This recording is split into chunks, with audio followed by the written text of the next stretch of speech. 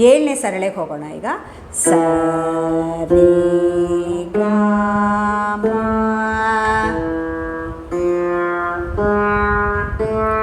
ಪ ಮ ಧ ಪ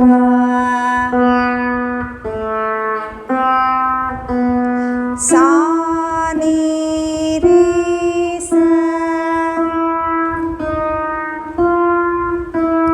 ಸಾ ನಿ ಧ ಪ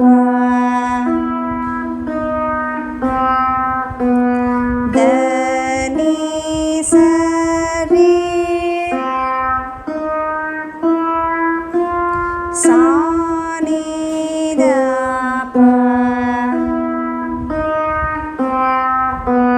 ಸಾ ನಿ ಧ ಪ ಮಾ ಗ ರಿ ಸ ಸ ರಿ ಗ ಮ ಪ ಮ ಧ ಪ ಸಾ ನಿ ರಿ ಸ ಸಾ ನಿ ಧ ಪ ದ ನಿ ಸ ರಿ ಸಾ ನಿ ಧ ಪ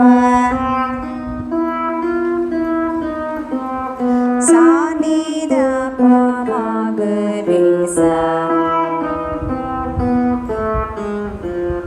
ಸ ರಿ ಗ ಮ ಪ ಮ ಧ ಪ ಸಾ ನಿ ರಿ ಸ ಸಾ ನಿ ಧ ಪ